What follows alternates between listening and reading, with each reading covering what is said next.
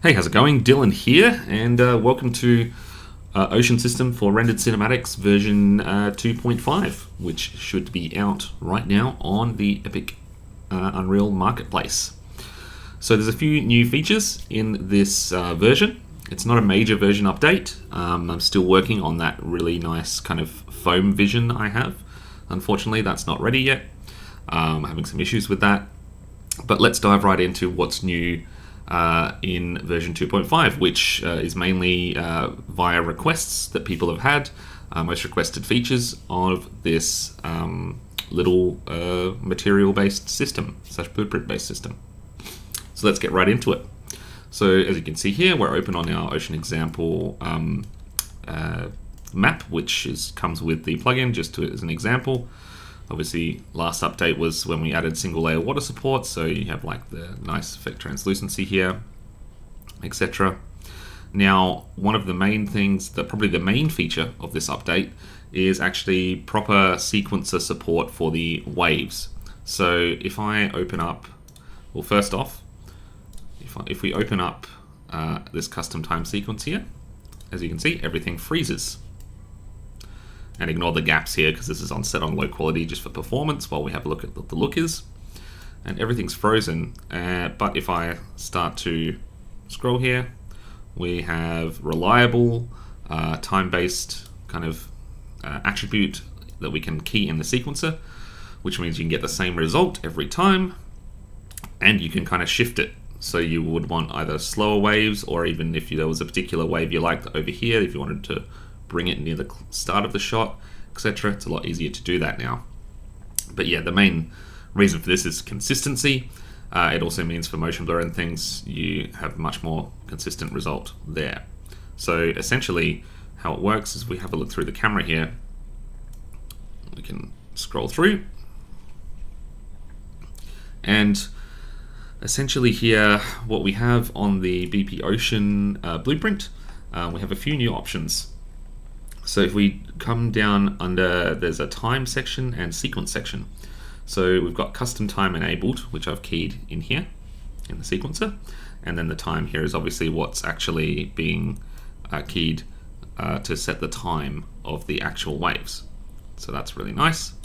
And then we've got also sequence camera. Now this is a new feature as well, obviously for this type of thing, because before the generation of the level of detail for the planes that the blueprint lays out was only accessible in real time. So you had to click play every time to preview what the quality would be like close to camera and how it faded away. See if you had any gaps and things like that. But now I've actually tweaked that so that you can set a camera. So if you set this, when you set this camera, Cine Camera Actor, because obviously this is for rendered cinematics, which you can also key in the sequencer, so it doesn't matter what you can change your camera based on your shot. And essentially that shows you in the viewport, without having to click play, the quality, like the high res will be closer to the camera that you've selected, and it will fade off just as it will in the render. So you can get a nice preview of how it's going without having to enter play mode, which is pretty annoying, which is kind of cool. So super handy, much requested feature, and very nice. So because it also means you can time things to the waves that happen in your sequences and cinematics. So another feature, second feature here, is actually also a pretty well requested feature, and that's to be able to cut out sections of the ocean. Now at the moment this is only limited to one section due to the way it's implemented, but I thought I wanted to get something out just to appease those customers in terms of, and users in terms of how like to try and get them going with an issue they're having.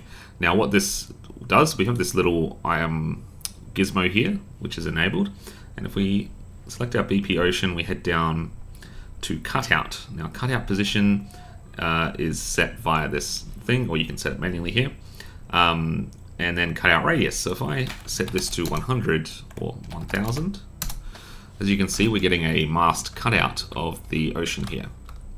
So essentially what this is handy for, select our position, I can move this around. For example, say we had an island with a depression that needed to be lower than what the sea level was. In the version before, obviously the sea would just cut right through. Whereas with this, we can actually place this where we want it and and set the radius to whatever we want to in order to cut out that section, so you can have depressions or, I guess, like structures that go underwater with no water plane visible. At the moment, this is a sphere, or a sphere mask that's doing this. But in the future, I'm thinking up some ideas to actually have this to be able to use multiple sections, so to be much more flexible. But for now, this is what we have. Another thing that I've added to this version is a little bit of breakup for the far foam on the far normal material, so that there's no longer a really badly visible tiling, especially when you're using kind of very apparent foam.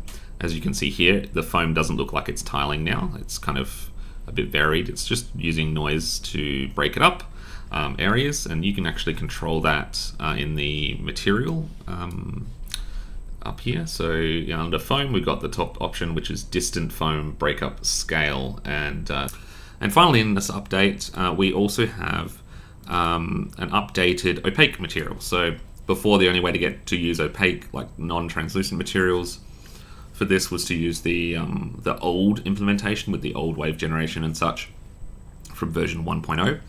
But now we've actually got an motion opaque instance. So if I go ahead and use this, which, as you can see, does perform a bit worse, oddly enough.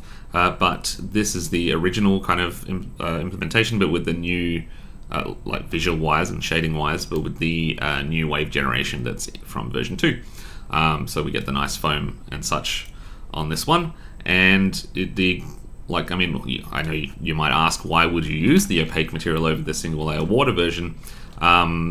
It doesn't quite look as good in some situations, but other situations, especially when rendering cinematics and you don't need translucency, this actually ends up needing less samples to look good in your render because of the way that the translucency is composited and things like that. So you can get nicer quality render, and obviously if you want like kind of more dirty water look and things like that, then this is the way to go. And even open ocean, if you don't need anything to actually come into the ocean, then you're set, because a lot of people have said they do like the old one as well, and I've seen people using the old material, so this kind of makes sense to do that.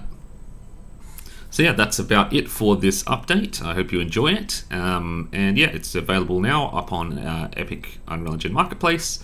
Hope you enjoy, and if you have any questions, just hit me up on Twitter or in the Marketplace questions. Try to answer those. I try to look at those at least once a week. Sometimes I can't get to it because of work, but every now and again I go through and answer them in blocks of about 5 at a time, or when I see them. So yeah, take care and enjoy.